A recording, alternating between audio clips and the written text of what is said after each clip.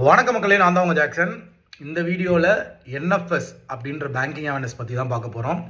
அதுக்கு முன்னாடி உங்களுக்கு நம்ம ராயல் பாஸ் தேவைன்னா 777க்கு தரமான ஆஃபர் போட்டிருக்கோம். ஸோ புது வீடியோ கோர்ஸ், புது பிடிஎஃப் கோர்ஸ்லாம் லான்ச் பண்ண போகிறோம்.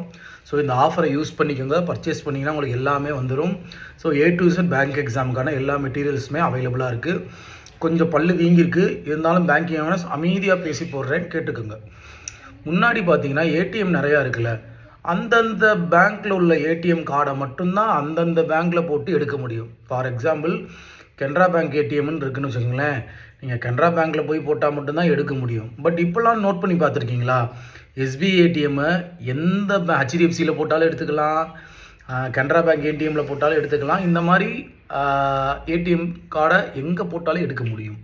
அதற்கு காரணம் இந்த என்எஃப்எஸ், அதாவது நேஷ்னல் ஃபினான்சியல் ஸ்விட்ச். சரிங்களா?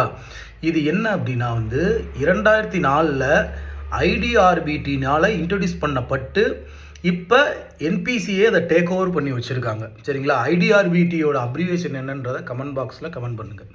ஸோ என்பிசிஐ பார்த்தீங்கன்னா இதை டேக் ஓவர் பண்ணி வச்சுருக்காங்க. சரிங்களா? ஸோ இப்போ எல்லா ஏடிஎம்ஸும் பார்த்தீங்கன்னா ஒரு சுவிட்ச் மூலியமாக பார்த்தீங்கன்னா இன்டர் கனெக்ட் ஆகிருக்கும். சரிங்களா?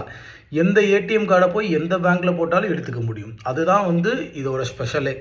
ஸோ இதோட ஸ்விட்ச் பேர் தான் நேஷ்னல் ஃபினான்சியல் ஸ்விட்ச் அப்படின்னு சொல்லுவாங்க. சரிங்களா? ஸோ இதோட அப்ரிவேஷன் அடிக்கடி பேங்கிங் அவேர்னஸ் எக்ஸாமில் கேட்டிருக்காங்க. அது மட்டும் இல்லாமல் இன்டர்வியூலேயும் இதை பற்றி கேட்கப்பட்டிருக்கு. என்எஃப்எஸ்னா என்ன, இதை யார் லான்ச் பண்ணால், எந்த இயர் லான்ச் பண்ணாங்க அப்படின்னு கேட்டிருக்காங்க. ஸோ அதை பற்றி தெரிஞ்சு வச்சுக்கோங்க.